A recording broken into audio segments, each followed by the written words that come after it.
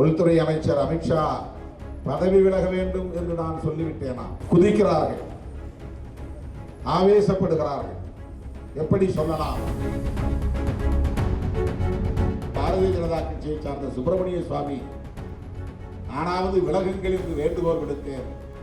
அவர் மோடிக்கு ஆணையிடுகிறார், அவரை நீக்குங்கள் இந்த பதவியில் இருந்து. பாரதிய ஜனதாவை எதிர்த்து பேசி விடுதலை சிறுத்தைகள் கட்சி என்ன டெல்லியிலே ஆட்சிக்கு வந்து விட போகிறதா?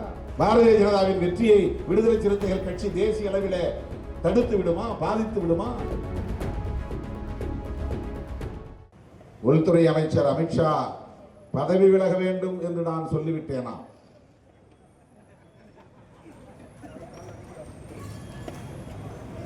குதிக்கிறார்கள், ஆவேசப்படுகிறார்கள். எப்படி சொல்லலாம்? இந்த நேரத்தில் இந்தியர்கள் எல்லாம் ஒற்றுமையாக இருந்து பயங்கரவாதத்தை எதிர்க்க வேண்டாமா என்ற கேள்வியை எழுப்புகிறார்கள். அதில் நமக்கு எந்த மாற்று கருத்தும் இல்லை.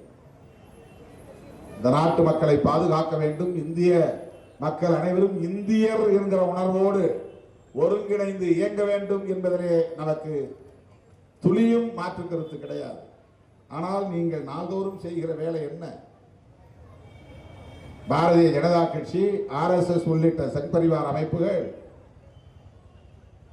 நெஞ்சிலே கை வைத்து சிந்திக்க வேண்டும். இந்திய மண்ணில் வசிக்கக்கூடிய அனைவரையும் இந்தியர்களாக அணிதிரட்டுவதற்கு நீங்கள் என்ன நடவடிக்கைகளை மேற்கொண்டிருக்கிறீர்கள்? நீங்கள் இந்தியர்களை இந்துக்கள் என்றும் முஸ்லிம்கள் என்றும் பாகுபடுத்தி பகை மூட்டி வெறுப்பை விதைத்து வன்முறை வெறியாட்டத்திற்கு வித்திடுகிறீர்களா இல்லையா? அதை மறுக்க முடியுமா? இஸ்லாமியர்கள் யார்? அந்நியர்களா? அராபியர்களா? இந்த மண்ணின் பூர்வீக குடிகள் தானே, இந்தியர்கள் தானே. அவர்களை அந்நியர்களைப் போல ஒவ்வொரு நாளும் சித்தரித்துக் கொண்டிருப்பது எப்படி இங்கே இந்திய ஒருமைப்பாட்டுக்கு வழிவகுக்கும்? இது எவ்வளவு பெரிய ஆபத்தான அரசியல்! இந்துக்களுக்கும் இஸ்லாமியர்களுக்கும் மட்டுமல்ல, இந்துக்களுக்கும் கிறிஸ்தவர்களுக்கும் இடையிலே பகையை மூட்டுகிறீர்கள். கிறிஸ்தவர்களை எல்லாம் மதம் மாற்றக்கூடிய அந்நிய சக்திகள் என்று முத்திரை குத்துகிறீர்கள். தேவாலயங்களில் தாக்குதல் நடத்துகிறீர்கள், பைபிளை கொளுத்துகிறீர்கள். எப்படி இங்கே இந்தியர் ஒற்றுமை உருவாகும்? எப்படி இங்கே மத நல்லிணக்கம் தழைக்கும்? இந்துக்களுக்கும் சீக்கியர்களுக்கும் இடையிலே முரண்பாட்டை வளர்க்கிறீர்கள். இந்துக்களுக்கும் பௌத்தர்களுக்கும் இடையிலே பகையை மூட்டி விடுகிறீர்கள். இந்துக்களுக்கும் பார்சிகளுக்கும் இடையிலே மதத்தின் அடிப்படையிலே பகையை மூட்டுகிறீர்கள். அப்பாவி இந்து மக்கள் அதையும் நம்பி வன்முறைகளில் ஈடுபடும் அவலம் இங்கே தொடர்கிறது.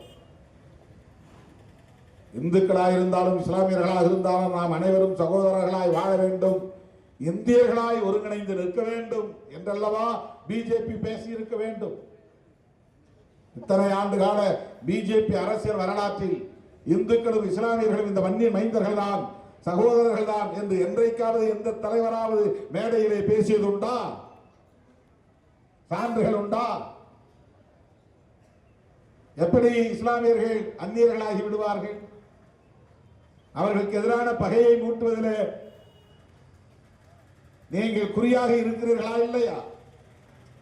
இது எவ்வளவு பெரிய தீங்கான அரசியல்! இதை இன்றைக்கு நாம் பேசுவதற்கு நமக்கு எந்த அரசியல் நோக்கமும் கிடையாது.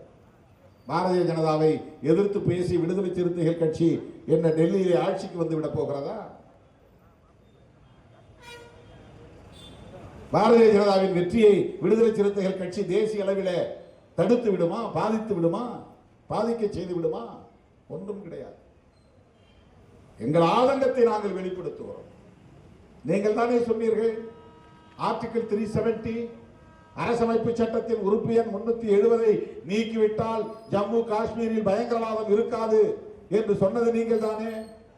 நீக்கினீர்களா இல்லையா? நீக்கிய பிறகு என்ன சொன்னீர்கள்? அமைதி நிலவுகிறது, ஜனநாயகம் தழைக்கிறது, சுற்றுலா பயணிகள் எல்லாம் சுதந்திரமாக போய் வரலாம், அந்த பேச்சை நம்பித்தானே பொதுமக்கள் அங்கே போனார்கள். அரசமைப்பு சட்டம் உறுப்பியன் 370 நீக்கிய பிறகும், ஜம்மு காஷ்மீரை இரண்டாக உடைத்த பிறகும் அங்கே பொதுமக்களை சுட்டுக் கொல்லுகிறார்கள் என்றால் பயங்கரவாதம் இன்னும் இருக்கிறதா இல்லையா? ஆர்டிகல் 370க்கும் அங்கே நடக்கிற பயங்கரவாதத்திற்கும் சம்பந்தம் இல்லை. அதுதான் அதற்கு பொருள். பாரதிய ஜனதா கட்சியை சார்ந்த சுப்பிரமணிய சுவாமி, நானாவது விலகுங்கள் என்று வேண்டுகோள் விடுத்தேன். அவர் மோடிக்கு ஆணையிடுகிறார், அவரை நீக்குங்கள் இந்த பதவியில் இருந்து. அவர் பாரதிய ஜனதா கட்சிக்காரர். ஏன் அவரை உங்களால் விமர்சிக்க முடியவில்லை? திருமாவளவர் என்றால் இளக்காரம். அதெல்லாம் அந்த காலம். விடுதலை சிறுத்தைகளை இளக்காரமாக பார்த்த காலம் அந்த காலம்.